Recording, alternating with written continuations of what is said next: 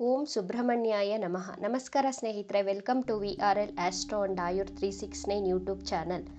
Numerology ಪ್ರಕಾರ ನೀವು ಯಾವುದೇ ತಿಂಗಳಿನ 9, 18, 27ನೇ ದಿನಾಂಕದಂದು ಜನಿಸಿದ್ದರೆ ನಿಮ್ಮ ಗುಣಲಕ್ಷಣಗಳು ಹೇಗಿರುತ್ತೆ, ನಿಮ್ಮ ಲೈಫ್ ಸ್ಟೈಲ್ ಹೇಗಿರುತ್ತೆ, ನಿಮಗೆ ಅದೃಷ್ಟದ ವೃತ್ತಿಗಳು ಅಂದರೆ ನಿಮ್ಮ ಲಕ್ಕಿ ಜಾಬ್ಸ್ ಯಾವುದು, ಲಕ್ಕಿ ಇಯರ್ಸ್ ಯಾವುದು ಅಂತ ಇವತ್ತಿನ ದಿನ ತಿಳಿಸ್ಕೊಡ್ಲಿದ್ದೇನೆ. ನೀವು ಯಾವುದೇ ತಿಂಗಳಿನ 9, 18, 27ನೇ ದಿನಾಂಕದಂದು ಜನಿಸಿದ್ದರೆ ನಿಮ್ಮ ಬರ್ತ್ ನಂಬರ್ 9 ಆಗಿರುತ್ತದೆ. ಡಬಲ್ ಡಿಜಿಟ್ ನಂಬರ್ನ ಸಿಂಗಲ್ ಡಿಜಿಟ್ಗೆ ತರಬೇಕು. ಎಕ್ಸಾಂಪಲ್ 1 + 8, 1 + 8 = 9, 2 + 7 = 9. ಈ ರೀತಿ ಕ್ಯಾಲ್ಕುಲೇಷನ್ ಮಾಡಬೇಕು. 9ನೇ ಸಂಖ್ಯೆಯನ್ನು ಆಳುವಂತಹ ಗ್ರಹ ಕುಜಗ್ರಹ, ಅಂಗಾರಕ ಅಥವಾ ಮಂಗಳ ಗ್ರಹ ಅಂತಾನೂ ಕರಿತೀವಿ. 9ನೇ ಸೀರೀಸ್ನಲ್ಲಿ ಹುಟ್ಟಿರುವವರು ತುಂಬ ಎನರ್ಜಿಟಿಕ್ ಆಗಿರ್ತಾರೆ, ಉತ್ಸಾಹ ಲವಲವಿಕೆಯಿಂದ ತುಂಬಿರ್ತಾರೆ, ಬಹಳ ಧೈರ್ಯಶಾಲಿಗಳಾಗಿರ್ತಾರೆ. ಸ್ಟ್ರೇಟ್ ಫಾರ್ವರ್ಡ್ ಆಗಿ ಮಾತನಾಡೋದ್ರಿಂದ ಜನರು ನಿಮ್ಮನ್ನು ವಿರೋಧ ಮಾಡ್ತಾರೆ, ಅಂದರೆ ನಿಮಗೆ ಶತ್ರುಗಳು ಜಾಸ್ತಿ. ಸಮಯ ಪ್ರಜ್ಞೆ ತುಂಬ ಚೆನ್ನಾಗಿರುತ್ತೆ, ಪ್ರತಿಯೊಂದು ಕೆಲಸವನ್ನು ಆನ್ ಟೈಮ್ಗೆ ಮಾಡ್ತಾರೆ. ಕೋಪನೂ ಜಾಸ್ತಿನೇ ಬರುತ್ತೆ ಇವರಿಗೆ. ಕೋಪ ಬಂದಾಗ ತನ್ನ ಆತ್ಮಸ್ಥೈರ್ಯವನ್ನು ಕಳೆದುಕೊಳ್ತಾರೆ. ಕೋಪ ಬಂದಾಗ ತುಂಬ ಲೋ ಆಗಿ ಫೀಲ್ ಆಗ್ತಾರೆ ಇವರು, ತುಂಬ ಲೋ ಕಾನ್ಫಿಡೆನ್ಸ್ ಆಗಿ ಫೀಲ್ ಆಗುತ್ತೆ ಇವರಲ್ಲಿ.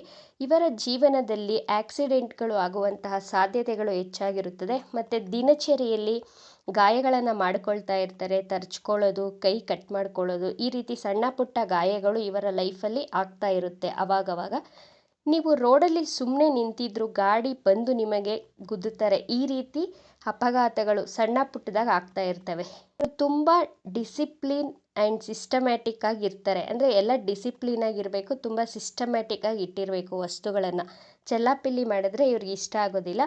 ಇವರು ಎಲ್ಲರನ್ನ ತನ್ನ ಕಂಟ್ರೋಲಲ್ಲಿ ಇಟ್ಕೊಳ್ಳೋಕ್ಕೆ ಟ್ರೈ ಮಾಡ್ತಾರೆ. ಫ್ಯಾಮಿಲಿಯಲ್ಲಿ ನೀವು ತುಂಬ ಸ್ಟ್ರಿಕ್ಟ್ ಆಗಿರ್ತೀರ, ಅಂದರೆ ತುಂಬ ಸ್ಟ್ರಿಕ್ಟ್ ಫಾದರ್ ಅಥವಾ ಮದರ್ ಆಗಿರ್ತಾರೆ ಇವರು.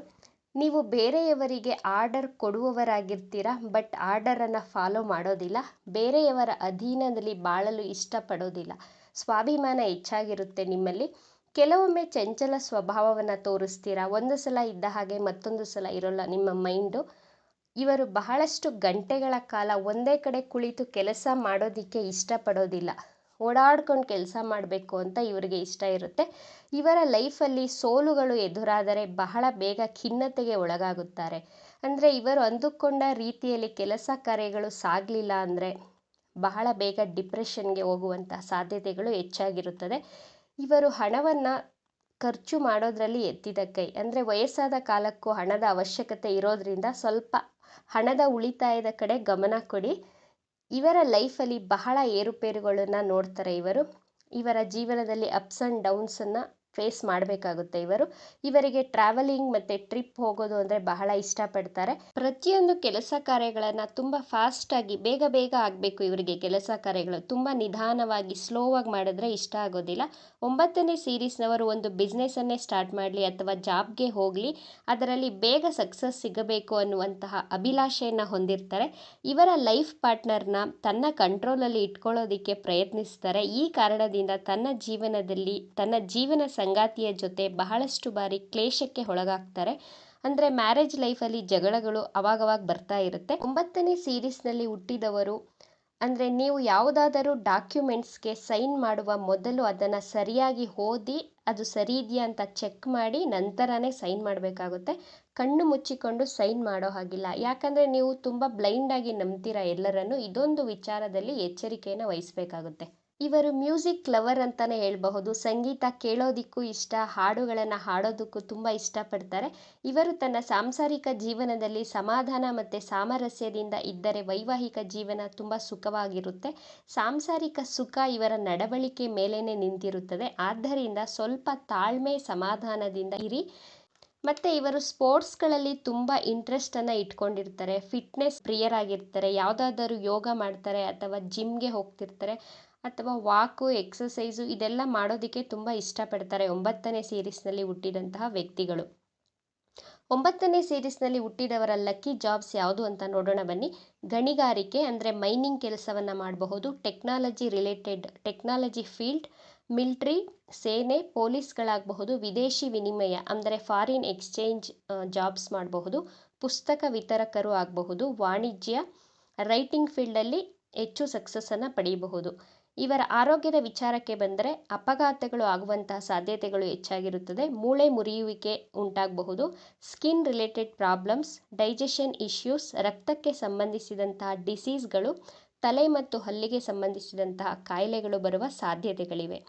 ಇವರ ಲಕ್ಕಿ ಇಯರ್ಸ್ ಯಾವುದು ಅಂತ ನೋಡೋಣ. 9, 18, 21, 27, 30, 36, 39, 45, 48, 54, 57 ಹಾಗೂ 63ನೇ ವರ್ಷಗಳು. ಇವಾಗ 9, 18, 27ನೇ ದಿನಾಂಕದಲ್ಲಿ ಜನಿಸಿದವರ ಗುಣಗಳಲ್ಲಿ ಒಬ್ಬರಿಗಿಂತ ಇನ್ನೊಬ್ಬರು ಹೇಗೆ ಸ್ವಲ್ಪ ಡಿಫ್ರೆನ್ಸನ್ನು ಕಾಣಬಹುದು. ಹೇಗೆ ಅಂತ ನೋಡೋಣ. ಮೊದಲಿಗೆ 9ನೇ ದಿನಾಂಕದಲ್ಲಿ ಜನಿಸಿದವರು ಸಾಹಸ, ಧೈರ್ಯ, ಶೌರ್ಯವಂತರಾಗಿರ್ತಾರೆ. ಯಾವಾಗಲೂ ನ್ಯಾಯ, ಧರ್ಮ, ಸತ್ಯಕ್ಕೆ ಕಾದಾಟವನ್ನು ಮಾಡುವಂತಹ ಗುಣ ಇವರಲ್ಲಿ ಕಾಣಬಹುದು. 9ನೇ ಸಂಖ್ಯೆಯು ಕುಜನ ಸಂಖ್ಯೆಯಾಗಿರೋದ್ರಿಂದ ಇವರು ತನ್ನ ಜೀವನದಲ್ಲಿ ಏಕಾಂಗಿಯಾಗಿ ಹೋರಾಟವನ್ನು ಮಾಡಬೇಕಾಗುತ್ತೆ. ಇವರು ಯಾರ ಮಾತನ್ನು ಕೇಳೋದಿಲ್ಲ, ರ್ಯಾಶ್ ಆಗಿ ಬಿಹೇವ್ ಮಾಡ್ತಾರೆ. ಕೋಪ, ಅಹಂಕಾರ, ನಾನು ಎನ್ನುವಂತಹ ಮನೋಭಾವನೆ ಇವರಲ್ಲಿ ತುಂಬ ಇರುತ್ತೆ. ಯಾರ ಮಾತನ್ನು ಕೇಳದೆ ತಿರಸ್ಕಾರ ಮನೋಭಾವನೆಯನ್ನು ತೋರಿಸ್ತಾರೆ. ಇವರಿಗೆ ಯಾರಾದರೂ ಉಪದೇಶ ಮಾಡಿದ್ರೆ, ಬುದ್ಧಿವಾದ ಹೇಳಿದ್ರೆ ಇವರು ಕೇಳೋದಕ್ಕೆ ರೆಡಿನೇ ಇರೋದಿಲ್ಲ. ಹೊಗಳಿಕೆ ಇವರಿಗೆ ಇಷ್ಟ ಆಗದೇ ಇರುವಂತಹ ಒಂದು ಅಂಶ. ಹೊಗಳಿಕೆಗೆ ಬೆಲೆ ಕೊಡುವವರಲ್ಲ ಇವರು. ಕುಟುಂಬದಲ್ಲಿ ಇವರಿಂದ ಶಾಂತಿ, ನೆಮ್ಮದಿ ಸ್ವಲ್ಪ ಕಡಿಮೆನೇ ಅಂತ ಹೇಳಬಹುದು. ತಂದೆ ತಾಯಿಯನ್ನು ಸಹ ವಿರೋಧಿಸುವವರಾಗಿರ್ತಾರೆ. Next number 18. 1 ಸೂರ್ಯನ ಸಂಖ್ಯೆ, 8 ಶನಿಯ ಸಂಖ್ಯೆ. ಆದ್ದರಿಂದ ಈ ದಿನಾಂಕದಲ್ಲಿ ಜನಿಸಿದವರು ಸೂರ್ಯನ ರೀತಿ ಹುರುಪು, ಹುಮ್ಮಸ್ಸು ಮತ್ತು ವರ್ಚಸ್ಸು, ಒಂದು ಕಳೆ ಇರುತ್ತೆ ಮುಖದಲ್ಲಿ, ಕಣ್ಣು ತುಂಬ ಬ್ರೈಟ್ ಆಗಿರುತ್ತೆ. 8ನೇ ಸಂಖ್ಯೆಗೆ ಶನಿದೇವ ಅಧಿಪತಿಯಾದ್ದರಿಂದ ಇವರು ನ್ಯಾಯಸಮ್ಮತ ದಾರಿಯಲ್ಲೇ ನಡೀತಾ ಇರ್ತಾರೆ. ಸತ್ಯ ಬೋಧನೆ, ತಿಳುವಳಿಕೆ ಹೇಳುವವರಾಗಿರ್ತಾರೆ. 18ನೇ ದಿನಾಂಕದಲ್ಲಿ ಜನಿಸಿದವರು ತನ್ನ ಬಟ್ಟೆಗಳನ್ನು ಅಂದರೆ ತಾನು ಯೂಸ್ ಮಾಡಿರುವಂತಹ ಬಟ್ಟೆಗಳನ್ನು ಯಾರಿಗೂ ಕೊಡೋ ಹಾಗಿಲ್ಲ. Next number 27. 27ನೇ ದಿನಾಂಕದಲ್ಲಿ ಜನಿಸಿದವರು ತುಂಬ ಮೆಚ್ಯೂರ್ಡ್ ಆಗಿ ಥಿಂಕ್ ಮಾಡ್ತಾರೆ. ಒಳ್ಳೆಯ ವಿಸ್ಡಮನ್ನು ಕೊಡ್ತಾನೆ ಕೇತು ಗ್ರಹ ನಿಮಗೆ. 2 ಚಂದ್ರನ ಸಂಖ್ಯೆ, 7 ಕೇತುವಿನ ಸಂಖ್ಯೆಯಾದ್ದರಿಂದ ಮೈಂಡ್ ಸ್ವಲ್ಪ ಸ್ಟೇಬಲ್ ಆಗಿರೋದಿಲ್ಲ. ತುಂಬ ಚಂಚಲ, ಕನ್ಫ್ಯೂಸ್ಡ್ ಆಗಿರ್ತೀರ. 27ನೇ ದಿನಾಂಕದಲ್ಲಿ ಜನಿಸಿದವರು ತುಂಬ ಡೆಡಿಕೇಟಿವ್ ಆಗಿ ಕೆಲಸ ಕಾರ್ಯಗಳನ್ನು ಮಾಡೋದ್ರಿಂದ ತನ್ನ ಪರ್ಸನಲ್ ಲೈಫ್ಗಿಂತ ಪ್ರೊಫೆಷನ್ ಲೈಫ್ ಹೆಚ್ಚು ಸಕ್ಸಸ್ಸನ್ನು ಕಾಣ್ತೀರಾ ನೀವು.